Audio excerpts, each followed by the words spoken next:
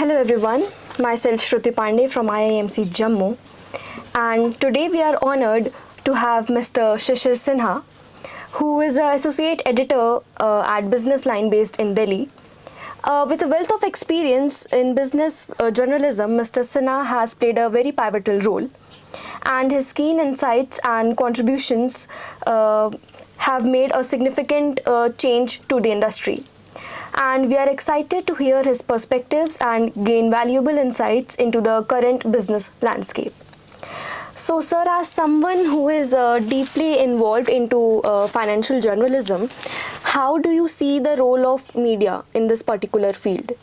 It's very critical at this moment, especially if you think about the knowledge, financial knowledge, the people who are financially literate. When it is so low, our role has become much more important, and especially when we are talking about having developed nation by 2047, we have set a target of $5 trillion by 2027, then 7 trillion by 2030, then 10 trillion by 2033. For a layman, for a common man, he is not able to understand that why this 5 trillion, 7 trillion, 10 trillion, 30 trillion dollar talks is there and what it is going to help me or how this is going to benefit me. Our role as a media person is to explain that if the economy is reaching the size of $5 trillion, how this is going to affect your life, how this is going to change the per capita income, how this is going to change the inclusivity of the growth, how this is going to change the different sectors of the economy, what kind of policies are required to achieve these things. All these things can be explained by the media in the simple language to the common people.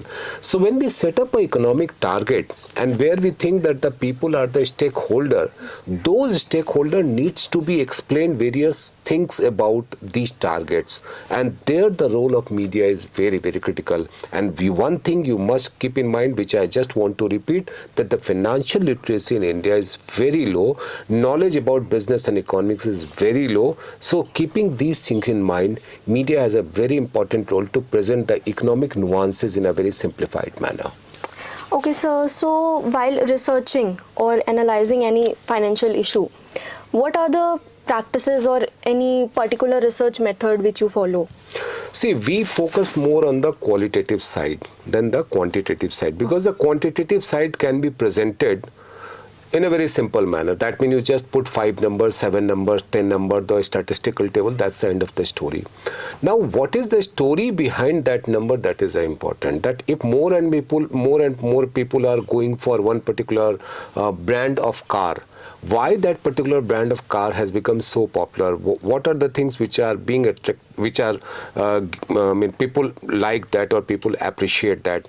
So we have to find the story behind the number and not just presenting the number. So rather than focusing on the quantitative side, we should go for the more and more qualitative side. And when you have to present the quantification or the quantity side, you should use more the innovated manner. Like presenting the number is sometimes it seems very easy that you just have to copy paste the numbers, you just have to copy paste the data, but that is not the correct way of presenting the data, that is not the correct way of presenting the number. Make it as a visualizing, make it as a visual appeal. You should have some kind of visual appeal in that particular number. So suppose that the GDP data, if you are using say bar graphic, if you are using line graphic, if you are using pie chart and all those things, it would be easy for the people to understand that. It will be easy for the common man to understand that how that GDP is growing. And you should also remember that at this moment, the trend is the critical thing. One particular number is okay, but if you are giving a trend that during last 5 quarters this has been the trend, it would be more easy for the people to understand that how the economy is growing. So it is not just a one time up or one time down, it is a normal movement of the economic growth. So 2-3 things. One, how to present the quality side of the data or the number. Number 2, we should go for the story behind the number. And third, data visualization is very, very critical in presenting all these elements. Okay, sir. So, what financial topics or trends you think are most interested in exploring in your future work or in current? Normally what we do some survey that which is the topic mostly read by the people or mostly watched by the people or mostly tracked by the people, and there we found that there are 8 such topics. One such topic is the price, right, which is the costly, which is the cheaper one. The second one we are finding is the new product launch, because we are living in an aspirational society, so people are very much interested in knowing about the new cars, new products coming into the market. If you can remember Apple iPhone 16, many of us were not in a position to afford that, but we were interested in knowing about Apple i16. The third one is the trend, what is being sold in the market, which is which commodity is getting sold in the market. Like if you can remember during a political rally just during that Haryana election, our leader of opposition Rahul Gandhi talked about jalebi, and then jalebi became a big hot topic of economic discussion, that how jalebi market and all those things, can jalebi be exported. So imagine export of jalebi, we never heard about that, but after that particular political speech it becomes a hot topic. So that is what we call as the trend. The fourth one is the stock market. People are very much interested in knowing about what is happening in the stock market. Then the fifth one is the taxation. What are the taxes we have to pay, which are the new taxes, where the tax rate is coming down. The next one is the bank, where we are putting money as a deposit or where we are going to take the loan. Next one is the corporate and social life of a big industrialist. Like if you can remember Mukesh Ambani's son marriage, for almost 3 months it was in the headline. And finally the government scheme. So these are the 8 key areas where readers are very much interested into that. Now if you talk about how we present that, what innovation you can bring in presenting this information. Like as I told you about the inflation, say price rise. So which of the thing is getting which of the thing has become costly, or which of the good has become cheaper. If you can present that thing, like chili and lemon, Nimbu Mirchi. You know, we just had a visual where the German ambassador in his new car put a Nimbu Mirchi. Now you are getting a news peg. The German ambassador put Nimbu Mirchi in his car. Now that Mirchi is 200 rupees per kg. Isn't the interesting thing? So this innovation in presenting these 8 topics is the key thing. All the 8 are important, but people are reading one particular topic at a time. So you have to think about how innovative you could be in that particular good or that particular field. Okay, sir, according to you, like being a financial journalist, what topics do you think are very much underrated or misunderstood by the people? That's one particular topic is the interest rate.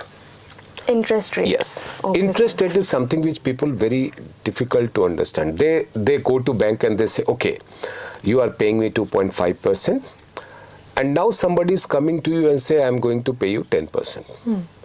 Do you question that person that how you are going to pay me the 10% when the bank who is owned by government is just paying me 2.5%? So people are not able to understand the concept of interest rate. People are always, they always think that they know everything about interest rate, but the reality is that they know very little about this thing. So this is one area where the knowledge or what you use the word underrated is one thing is there. Another underrated thing is about the economic, hardcore economic, concept like GDP. So what is GDP? GDP it's a value of goods and services produced in a country. Now people think that they know about the GDP. They think, oh, GDP, सामान का कीमत ये हुआ, वस्तु की कीमत ये. But that is not the concept. It is a very, very deep-rooted concept. So you need to understand the more deeper knowledge of that subject. Until unless if it is not done, then it will always be something where the people will get half knowledge. And then in the case of half knowledge, it becomes what we call as the underrated, as you rightly mentioned the word. Why it has become underrated? Because people think that they know everything, but the reality is they do not know much things.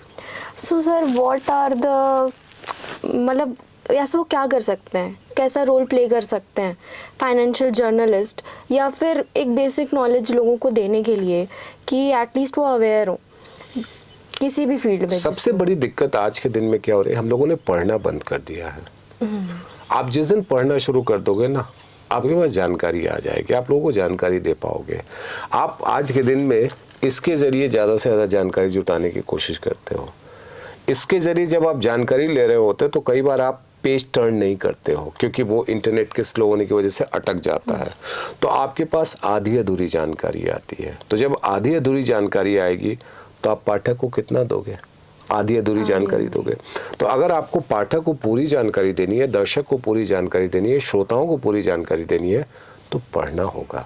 और पढ़ना आपको आज के दिन में, print आज भी relevant है। ये इसलिए नहीं कि मैं प्रिंट में काम करता हूँ इसलिए मैं प्रिंट के रेलेवेंस की बात कर रहा हूँ, अखबार के रेलेवेंस की बात कर रहा हूँ।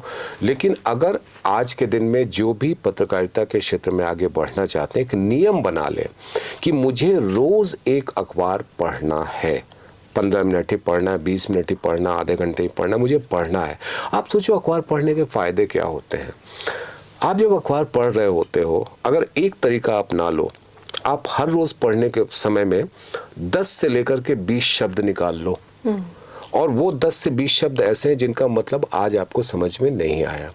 लेकिन अगर आप महीने में 20 दिन अखबार पढ़ोगे तो आपके पास 200 शब्दों की एक डिक्शनरी तैयार होगी, और जब आप लिखना शुरू करोगे तो उन 200 शब्दों का इस्तेमाल आप कर सकते हो। तो इस पूरे जो आपके सवाल का जो एक संक्षिप्त में जवाब इतना ही कह सकता हूँ, पढ़ो पढ़ो पढ़ो, लिख पाओगे तभी। जी सर। सर आखिरी सवाल की ओर चलते हैं। अब फाइनेंशियल जर्नलिज्म जैसे स्कोप बढ़ रहा है इधर बीच, मतलब अवेयर हो रहे हैं लोग, तो इस फील्ड में आप अपने आप को आने वाले 5-10 सालों में आप कैसे देखते हो? देखो, हम तो अब डूबते हुए सूरज की तरह हो रहे हैं, यानी कि हमारे अब 28 साल हो गए, अब रिटायरमेंट की उम्र नज़दीक आ रही है। तो मेरे लिए अगले 5 साल के, मैं आमतौर पे अभी जैसे हम अपने आप को रिपोर्टर ही कहते हैं, आज के दिन में भी 28 सालों के बाद भी मुझे लगता है कि रिपोर्टर बने रहना सबसे बड़ी आज के समय की ज़रूरत है। अगर आप एक जर्नलिस्ट हो तो आप जब तक खबरों की भूख अपने अंदर पैदा नहीं करोगे तो आप एक अच्छे जर्नलिस्ट नहीं बन सकते हो। तो आने वाले 5 से 8 सालों में भी मैं अपने आप को रिपोर्टर की तरह ही देखना चाहता हूँ कि मैं और ज़्यादा रिपोर्टिंग कर सकूँ। क्या उसके लिए मेरा शरीर उसकी इजाज़त देगा? क्या मेरे हाथ पांव इतने मजबूत रहेंगे कि मैं एक जो आप जैसे युवाओं के साथ मैं compete कर सकूं किस फील्ड में? हो सकता है शायद नहीं हो सकता है ये भी संभव है कि मैं खास जगह पे ही बैठ करके रिपोर्टिंग करूं, क्योंकि शायद उस बात के लिए, जैसे मैंने कहा कि मेरे स्वास्थ्य और मेरे शरीर उसकी इजाज़त देता है कि नहीं। लेकिन मैं आपको यही कह सकता हूँ कि मुझे रिपोर्टर ही रहना है। पहले भी मैं रिपोर्टर था, अभी भी रिपोर्टर हूँ और आगे भी रिपोर्टर रहूँगा। Okay sir, thank you so much sir हमारे साथ आज जुड़े रहने के लिए। और आगे भी हम ऐसे ही कई स्पेशल गेस्ट को लेकर आएंगे काफ़ी वैल्यूएबल इनसाइट्स लेने के लिए, और तब तक के लिए आप हमारे शो से जुड़े रहिए। बहुत बहुत शुक्रिया।